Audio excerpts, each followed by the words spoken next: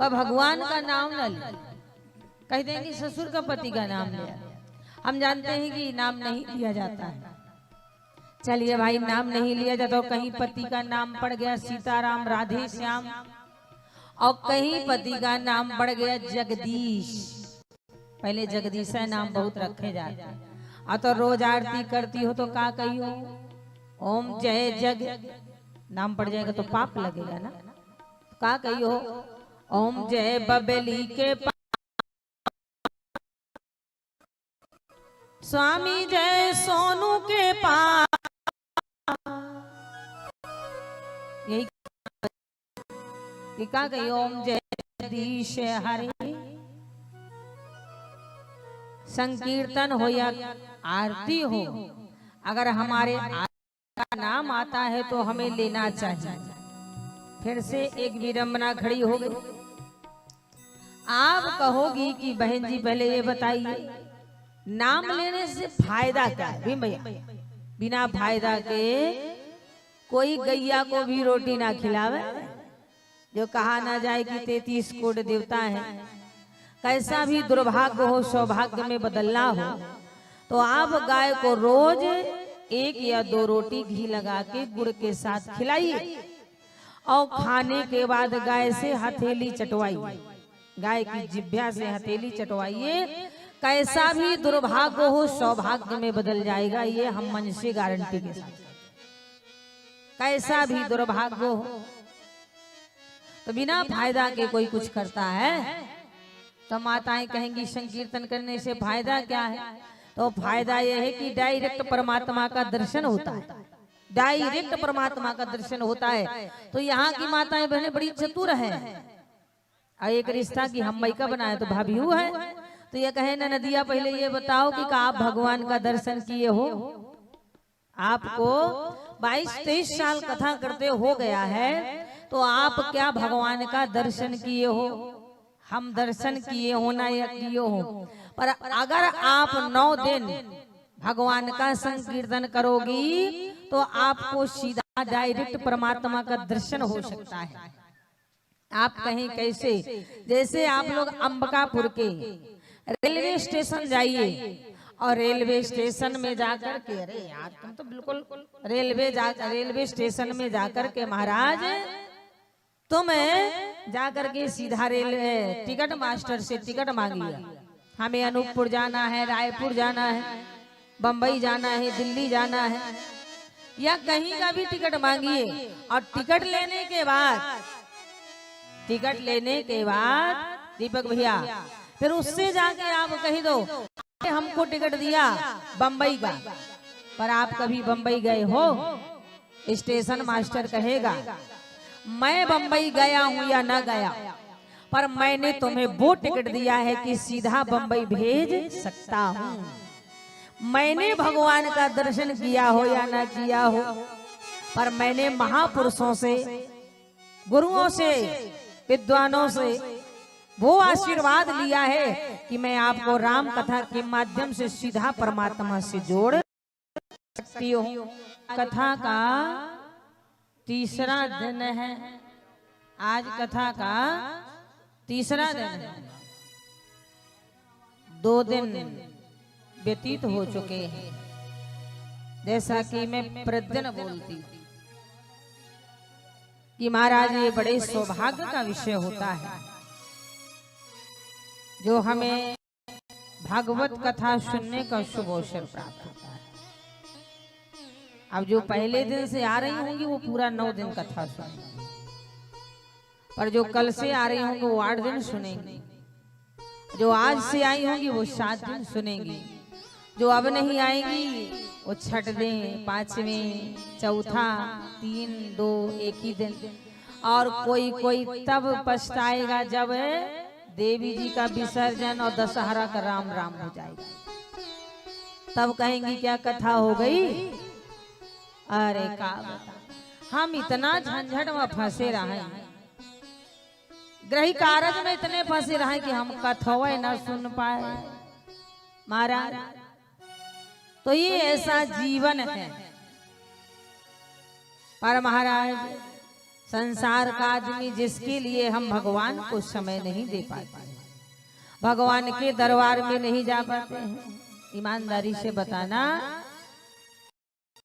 अगर घर में गाय बंधी हो और शाम को न आए तो हम लोग छटपटा जाते हैं। गाय नहीं आई, और जब गाय नहीं आई तो दूध नहीं होगा, और जब दूध नहीं होगी तो चाय नहीं होगी। बोलिए, तो गाय के लिए पूरा घर छटपटा जाता है। और कहीं मंदिर का क्रम बिगड़ जाए, रोज मंदिर जाते हो तो कहेंगे का एक आध दिन नहीं जाएंगे तो का भगवान चले जाए, फिर चले जाए। मंदिर के लिए नहीं हम छटपटा सकते। घर में रामायण ही पढ़ते हैं, अगर एक आध दिन नहीं पढ़े तो घर वाले कहेंगे कोई ऐसा नहीं कि नियम टूट गया, फिर पढ़ लीजिएगा। महाराज, इसीलिए अगर हम चाय के लिए छटपटा जाते हैं, नशा की तलब के लिए छटपटा जाते हैं, तो हमें भगवान के लिए भी छटपटा जाना चाहिए। क्योंकि जिसका हम अंश हैं और जिसने हमें मृत्युलोक में भेजा है, किसका अंश है पता है? बेटा बेटी अंश नहीं है, पति हमारा अंश नहीं है, अंश वो है ईश्वर अंश। बोलिए, ये तो नहीं लिखा कि पति अंश, बेटी अंश, बेटा अंश। क्या लिखा है? बोले ईश्वर अंश जीव अविनाशी चेतन अमाल सहज सुखेरा। हम ईश्वर का अंश है, परमात्मा हमारा अंशी है, और 5 तत्वों से भगवान ने हमें बनाया है। चित जल पावक गगन समीरा, चित जल पावक गगन समीरा, जल पावक गगन समीरा, चित जल पावक गगन समीरा, चित जल पावक गगन समीरा। पंच रचते यहाँ अधाम शरीरा, पंच रचते यहाँ अधम शरीरा, पंच रचते यहाँ अधाम। तुहार आज रिटर्न हमका नीक नहीं लगा। और एक बात और सुन ले, अब ये पूरा भारत देखा था यूट्यूब से। कल तक तो मैं बोलते रहे हूँ, आज कट कर देना, ठीक है? अच्छा नहीं लगता है। ये अपने 22 प्रांत तत्वों से बना है। कितना? 5 तत्वों से बना है। छित जल पावक गगन समीरा, पंच रचित यहाँ अधम शरीर। 5 तत्वों से बना है ना, अग्नि से, वायु से, गगन से, नीर से, और महाराज आकाश। बना कि नहीं बना? और भगवान में भी 5 अक्षर है, तो भगवान के अंश है कि नहीं है? बोले, भगवान लिखने में 5 अक्षर है। भा से भूमि, गा से गगन, वा से वायु, आ से अग्नि, ना से नीर। 5 महाराज है कि नहीं? भगवान, भगवान भूमि, गा से गगन, वा से वायु, आ से अग्नि, ना से नीर भगवान। छित जल पावक हो गए 5। छित जल पावक गगन समीरा, पंच रचित यहाँ अधम शरीरा।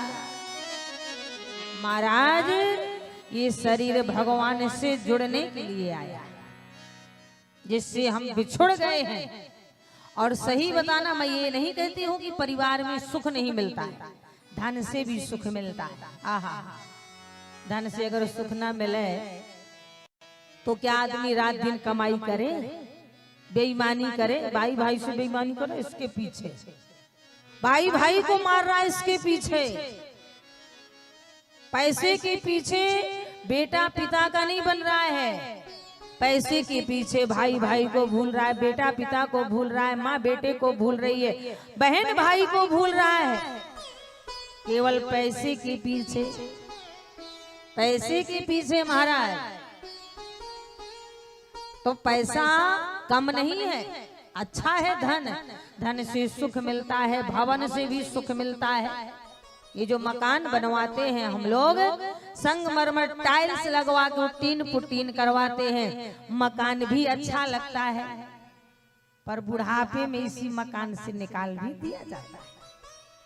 बोली थोड़ी देर के लिए बुरा लगेगा, लेकिन बता दूं, जिस बाबूजी ने इतनी कड़ी मेहनत करके मकान बनवाया, आहा क्या दल्लब के गद्दे डलवाए, क्या बेड बनवाया है, और जब बाबूजी का बुढ़ापा आया, बाबूजी का बुढ़ापा आया, कफ निकलने लगा, मल मूत्र निकलने लगा, तो वही पतोहू कहा थी बुरा नहीं मानिएगा, अपने पति से बुरा नहीं मानिएगा, हो सके तो बाबूजी की चारपाई बाहर कर दीजिए, यहाँ मलमूत्र करके गंदगी फैल रही है। तो महाराज जिसके लिए भवन बनवाया, मरते वक्त वो छत भी नसीब में नहीं, मरते वक्त वो छत भी नसीब में नहीं है, चारपाई में बाहर टप्पड़ के नीचे पड़ा है, मलमूत्र कर रहा है, 6 महीने तक भगवान ने खबर नहीं लिया। पड़ोसी आते हैं, देख देख के जाते हैं, क्या बताएं भैया, न जाने कौन सा ऐसा पाप हो गया कि बेचारे को भगवान भी रास्ता भूल गया। कहते हैं नहीं कि सब ही कहाए यहाँ मरे नहीं जाई, कायम राज बिसरेगा भाई। सभी लोग कहते हैं भगवान यमराज भी इसके घर का रास्ता भूल गया, और कहीं दादाजी चले गए, शरीर छूट गया, झूठ मूठ का रोएंगे, पर रोते रोते कहीं दादाजी के गले में सोने की चैन पड़ी है, हाथ में अंगूठी पड़ी है, तो पतोहू रोते रोते चाचिया चैन उतार लिया, बाबू गले से हथवा से अंगूठी उतार लिया, इसमें छूत नहीं लगती, बैंक में रुपया जमा है तो छूत नहीं लगती है, पर बाबूजी के ओढ़ने वाले, बिछाने वाले, पहनने वाले कपड़े सब आग में जला है कोई किसी का। इसलिए कहते हैं कि स्वार्थ लागे